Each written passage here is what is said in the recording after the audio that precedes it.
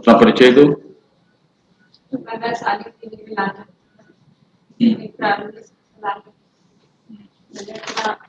Engineering art knowledge university से किया। मेरा ऑप्शन इतिहास और मेरा हॉबीज कब पास की इंजीनियरिंग? 2014। 2014। उसके बाद क्या कर रहे थे? इस बीच कोई अचीवमेंट? थर्ड में था स्पीकिंग हुआ था मेंस क्लियर नहीं हुआ और दूसरा ब्रांच क्या था? Branch electronic communication. क्या फायदा करेगा आपको इलेक्ट्रॉनिक्स एंड टेलीकम्युनिकेशन एडमिनिस्ट्रेशन में? फायदा अगर प्रशासनिक सेवा में देखा जाए तो भी जो भी हमारी जो योजनाएं चलाई जा रही है वो ज्यादातर इलेक्ट्रॉनिक मीडियम के माध्यम से उसकी योजनाएं पहुंचाई जाती है। जैसे कि ई गवर्नेंस बढ़ावा दिया जा रहा है और देश को भी अगर हम उससे भ्रष्टाचार को कम करना चाहें तो हम वीडियो कॉन्फ्रेंसिंग के तहत चाहे जो भी नगद जो राशि दिए जा रहे हैं डीबीटी के माध्यम से दिए जा रहे हैं। इससे ये फायदा है कि हम प्रशासनिक सेवा में सबसे ज्यादा पारदर्शिता ला सकते हैं। और प्रायोरिटी क्या है आपका? फर्स्ट प्रायोरिटी बिहार प्रशासन, दूसरा बिहार। अच्छा, अभी देखा जा रहा है लोग बोलते हैं गुड गवर्नेंस। गुड गवर्नेंस क्या आप देखते हैं, क्या क्या होना चाहिए? गुड गवर्नेंस का मतलब है गवर्नेंस से पारदर्शिता होनी चाहिए, जवाब देना, लोगों की सहभागिता होनी चाहिए और जो भी योजनाएं हैं निचले स्तर तक योजनाओं का पहुंच। अगर बिहार सरकार की बात करें तो इसमें भी गुड गवर्नेंस हमेशा हमारे माननीय चीफ मिनिस्टर बोलते रहते हैं। इसमें कुछ कुछ पॉइंट बताइए कि जो गुड गवर्नेंस हो रहा हो, एग्जैक्टली हो रहा हो। देखा जाए तो भी जो बिहार सरकार की एक महत्वाकांक्षी योजनाएं 7 निश्चय योजना जिसमें कि लगभग सभी क्षेत्रों को उसमें शामिल किया गया है। महिलाओं, युवाओं, पर्यावरण हो, चाहे स्वच्छता हो, उस योजनाओं को और उसे लागू भी किया जा रहा है। गुड गवर्नेंस का कौन सा पार्ट इसको जस्टिफाई करता है?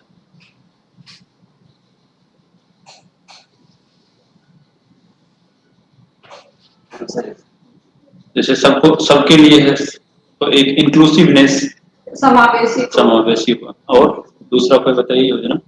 इसमें और योजनाओं में कन्या उत्थान योजना जो गुड गवर्नेंस परिलक्षित करता हो। एक जल जीवन हरियाली योजना है जिसमें कि लोगों की जन सहभागिता की। ये सब वेलफेयर के लिए हुआ। गवर्नेंस, गवर्नेंस की परिभाषा आप दे सकते हैं? गवर्नेंस यानी सुशासन, लॉ, विधि और व्यवस्था अच्छी हो और लोगों की सहभागिता हो, पारदर्शिता हो, जवाबदेहिता हो। उस ओर से बताइए कुछ जो ग्राउंड पर हुआ हो इस सरकार के।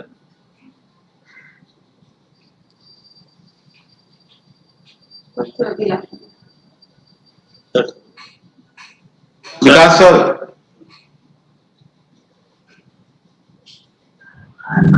आपका क्या बताया? सर मेरा ऑप्शन हिस्ट्री।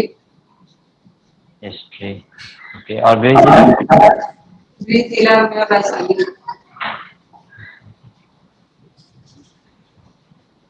आपके जिले की कुछ खास बातें?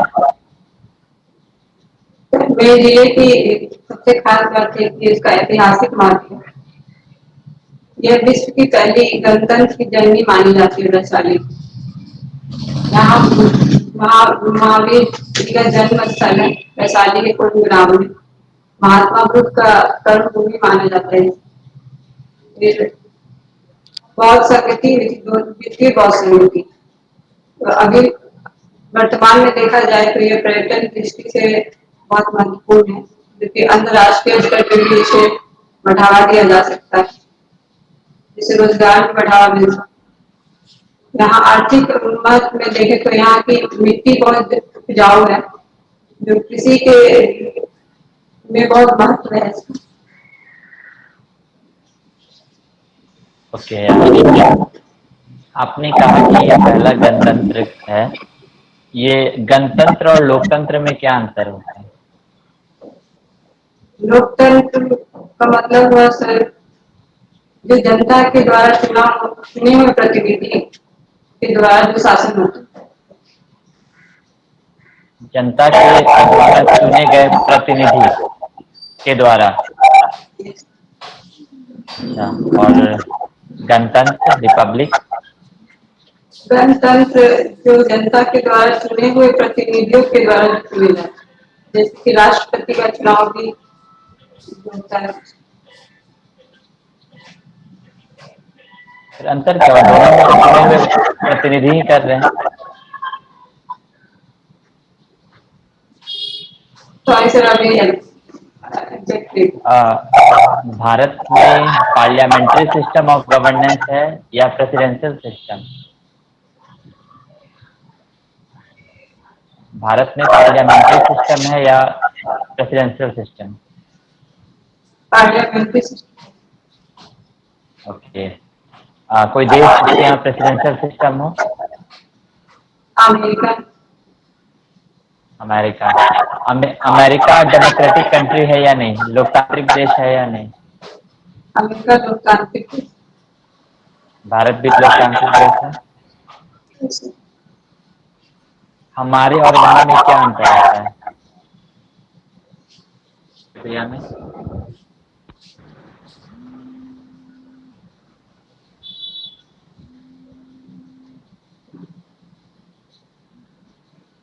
वहाँ राष्ट्रपति शासन होता है, वहाँ राष्ट्रपति होते हैं, कार्यकारी जो, और यहाँ प्रधानमंत्री मुख्य होते हैं।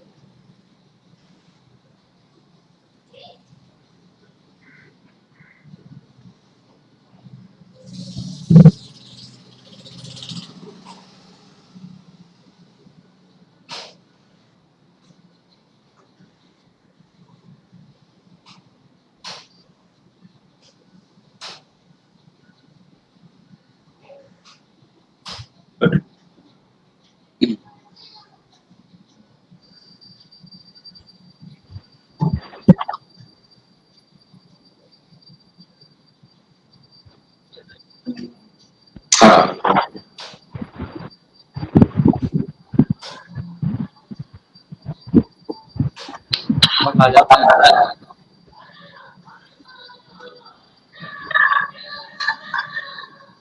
आवाज आ रही है? आवाज आ रही है? हाँ, हेलो हेलो, बोल। आवाज आ रही है? हाँ यस सॉरी, वो हाँ। अच्छा, सुन तो नहीं पाए। आप बताइए, ओटीटी क्या होता है? ODP. Over the top. OTP OTP OTP. आपको आवाज मिल रही है हमारी? Yes sir. ओटीटी प्लेटफॉर्म क्या होता है? Sorry sir. OTT, over the top. हाँ, ओटीटी। अभी ये जो जैसे हॉटस्टार, नेटफ्लिक्स ये सब चल रहे हैं ना, तो ये ओटीटी प्लेटफॉर्म से चल रहे हैं, इसके बारे में पूछ रहे हैं।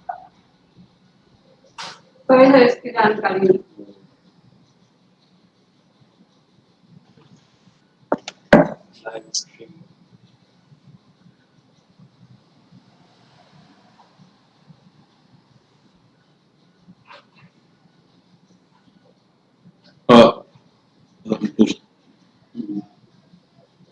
इतिहास की प्रासंगिकता क्या क्या?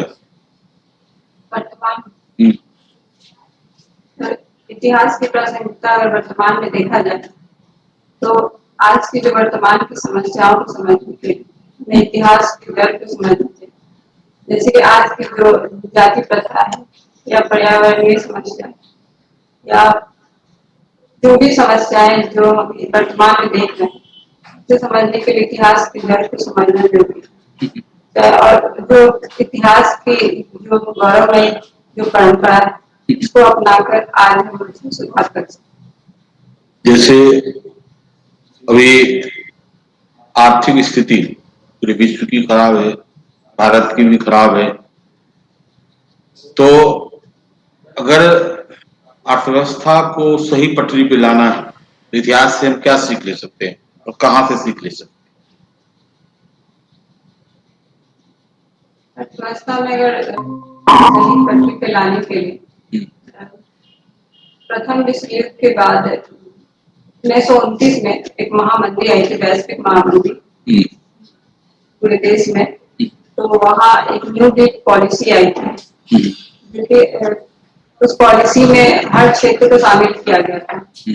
उद्योग धंधे में भी शामिल किया गया था, सुधार किया गया था, कृषि को सुधार किया गया था, रोजगार को बढ़ावा दिया गया था। इससे सीख लिया जा सकता है। फिर मध्यकाल में हम व्यवस्था को भी अपना सकते हैं। जिस प्रकार उन्होंने अलग अलग विभाग बनाया था, रोजगार के लिए, सेवा के लिए, गरीबों के लिए, उससे सीख ले सकते हैं। और प्राचीन काल में हम मध्यत्तर काल को, जिस प्रकार वहाँ व्यापार को बढ़ावा मिला था, उससे सीख ले सकते हैं। भारत सरकार की जो अभी योजनाएं हैं से निपटने के लिए, क्या आपको ठीक लगती है? वो जो कमी नजर आती है ये ठीक है? योजनाएं जो भी भारत सरकार की है वो बहुत महत्वाकांक्षी है। प्रश्न ये है कि अभी जो आर्थिक स्थिति खराब हुई है तो कुछ इकोनॉमिक गड़बड़ी हुई होगी तभी ना, क्योंकि 3.2% ग्रोथ रेट चाइना का हुआ। तो चाइना से तो कोरोना स्टार्ट हुआ था और भारत का 23.9% है। तो ये किस गवर्नमेंट के पास फेल्योर है, उसकी स्कीम का फेल्योर है, ये क्या है?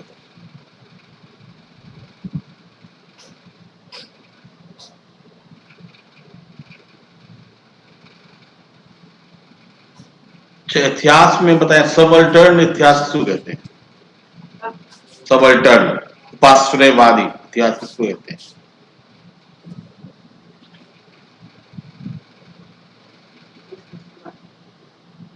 अच्छा, आप मुझे ये बताएं कि ये कहा जाता है कि जो संथाल विद्रोह है वह 1857 के विद्रोह की पूर्व पीठ का है। क्यों ऐसा कहा जाता है? क्योंकि वो एक क्षेत्रीय स्तर पर उठा हुआ विद्रोह था। फिर जब ये इसका बृहद दायरा था तो फिर संथाल विद्रोह को इसकी पूर्व पीठ का क्यों माना? संथाल विद्रोह से उस टाइम में जो जन सहभागिता बढ़ी, बहुत कम समय में अधिक से अधिक लोग एक जन सहभागिता के रूप में वो लोग अंग्रेजों से जो विद्रोह हुआ, वहीं से एक राष्ट्रवादी भावना उत्पन्न हुआ, तो एक रूप में मान सकते और अपने क्षेत्र का जो लगाव उस समय से जो पैदा हुआ, तो देखा गया संथाल विद्रोह के समय से विशेष जाति। और 1857 में भी लोग अपने अपने क्षेत्रीय स्तर पे ही आगे बढ़े थे। तो उस स्तर पे हम देख। अच्छा, एक धार्मिक कट्टरवाद की प्रवृत्ति वैश्विक स्तर पर फैल रही है। जैसे इस्लाम धर्म में वहाबिज्म फैल रहा है, क्रिश्चियनिटी में भी इस तरह का स्थिति देखा जा रहा है, हिंदू धर्म में भी देखा जा रहा है कि मतलब एक धर्म के नाम पे कट्टरता फैलती जा रही है ना। तो आपको क्या लगता है कि इतिहास की किन किन घटनाओं या किन किन आदर्शों को अपनाया जाए जिससे कि ये कट्टरता का भाव कम हो? इतिहास में अगर देखा जाए कट्टरपंथी को दूर करने के लिए हम प्राचीन इतिहास के जो बौद्ध और जैन धर्म के जो विचार हैं, जो जैन धर्म के एकेश्वरवादी अनेकांतवाद का जो विचार था उसे अपना सकते हैं। अहिंसा जो उनका विचार था, फिर मध्यकाल में जो भक्ति आंदोलन जो चलाए गए सूफी संघ के और सूफीवाद में खड़ा था, उसमें भी मुख्य रूप से एक ईश्वर का ही और आधुनिक काल में जो समाज सुधारक जितने भी आए तो वो जो भी धार्मिक कर्म कांड थे उन पे जोड़ किए उनके विचारों को अपना के हम कुछ सुधार। अच्छा, विश्व इतिहास की सबसे प्रसिद्ध घटना कौन मानी जाती है?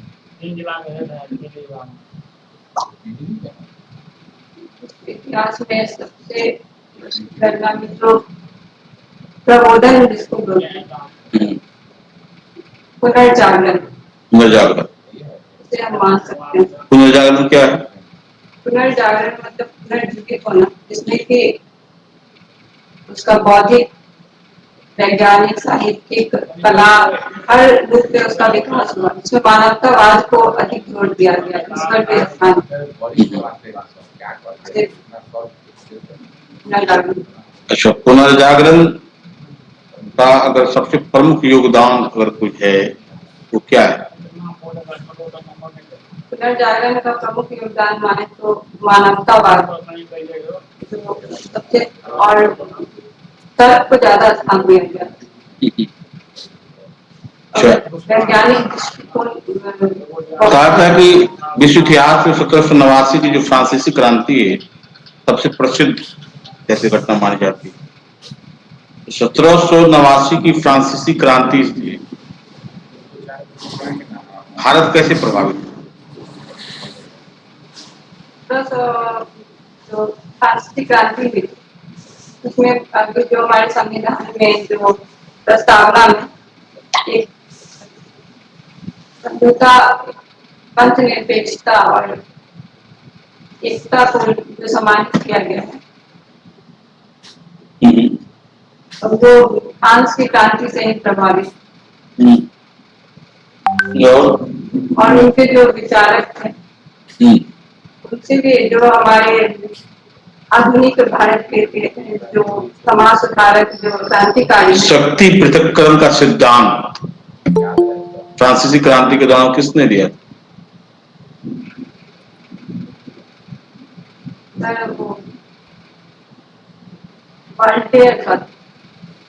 कंफर्म है?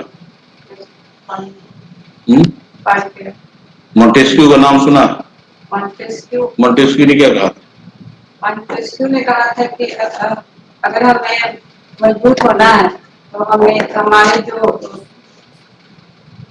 दुश्मन है उन्हें सबसे पहले कमजोर करना चाहिए। उनके लौ और रक्त की नीति अपने दुश्मनों को कमजोर कर दो, उनसे अलग थलग कर दो। अच्छा, बिहार के विकास में सबसे बड़ी बाधा आपको क्या लगता है कौन?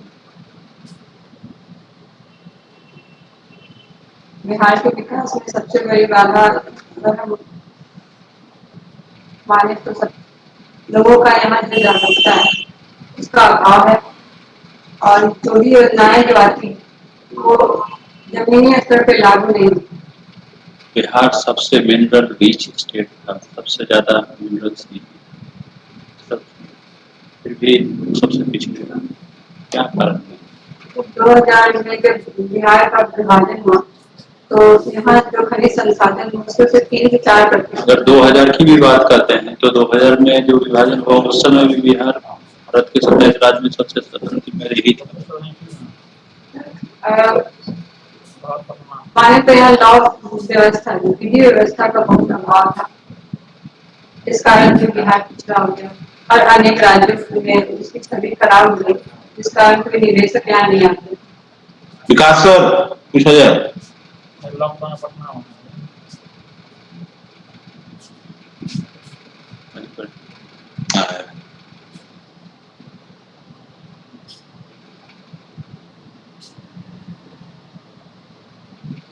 इंडिया पाकिस्तान में रिलेशन के बारे में बताइए।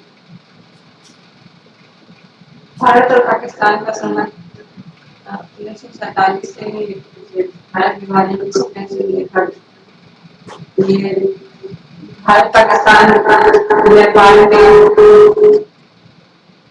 और इसका मुख्य जो दोनों में जो विवाद जो है सीमा विवाद और जो पाक अधिकृत कश्मीर वहाँ विवाद आतंकवाद जैसी समस्या जो पाकिस्तान के द्वारा चलाई जाती है, वो दोनों मुख्य रूप से दोनों के संबंध में खटास पैदा करती है। आपको क्या लगता है ये जो विवाद है जेन्युइन है? सर क्योंकि जो भी आतंकवादी घटनाएं होती है सीमा पे वो ज्यादातर पाकिस्तान के द्वारा ही की जाती है। अच्छा, जब भारत बंटवारा हो रहा था तो उस समय भारत के प्रधानमंत्री ने बोला कि जिस पिछले स्टेट को जहां जाना है वहां जा सकता है। तो अगर उसको ध्यान में रखें तो हैदराबाद और जूनागढ़ दोनों बोला हम पाकिस्तान में मिलेंगे, लेकिन उसको पाकिस्तान में नहीं मिलने दिया। और यूके का जो एरिया बोल रहे हैं वहां तक तो वो लोग के कैप्चर में है। फिर उससे आपको क्या दिक्कत था? आपने भी कुछ रखा जिसको पाकिस्तान में जाने का मन, और जो पाकिस्तान के सोच से मिलता था वो पाकिस्तान के पास है। फिर डिस्प्यूट किस बात? पाकिस्तान एक मुस्लिम बहुल आबादी है, वो अपने देश को मुस्लिम देश उसके आबादी के अनुसार उन्हें जो क्षेत्र दिए गए हैं बिल्कुल सही। अच्छा, वही एनआरसी बहुत ये में रहा, सीए एनआरसी, आपका क्या विचार? ये यानी सिटीजनशिप अमेंडमेंट एक्ट क्योंकि हमारे 3 पड़ोसी देश पाकिस्तान, बांग्लादेश और अफगानिस्तान में जो वहाँ अल्पसंख्यक उन्हें यहाँ की नागरिकता दी गई, दी जाने का प्रावधान जो अभी अवैध तरीके से रह रहे। फिर इतना रोड पर रोड जाम पक्षियों का कहना है कि हमारे जो संविधान के अनुसार 14 और जो हमारे प्रस्तावना में पंथ निरपेक्ष पर जो अपनाया गया उसका ये हनन। आपको क्या लगता है हनन है? सर हनन तो नहीं कर सकते क्योंकि ये जो पाकिस्तान और बांग्लादेश के जो अल्पसंख्यक हैं वो हमारे ही देश है और हमारा देश शुरू से वसुधैव कुटुंबकम का जो नीति अपना रहा है उसके अनुसार हम सही मानते हैं। नहीं, वो जो लोग प्रदर्शन कर रहे हैं उसका कथन हमारा संविधान उसको सपोर्ट करता है। तो उनका मानना है कि ऐसा एक डर है कि उनका उसको हटाने की तो बात नहीं है। जो कम्युनिटी कुछ लोग जो बोल रहे हैं उसको नागरिकता जो नेचुरल प्रोसेस पहले से है उसके तहत मिलेगा, इसके तहत नहीं मिलेगा। तो इसमें संविधान में तो ऐसा कहीं वर्णन है? कहीं वर्णन है? आप बताएं कि हमें उसको देना है, बाध्यकारी है।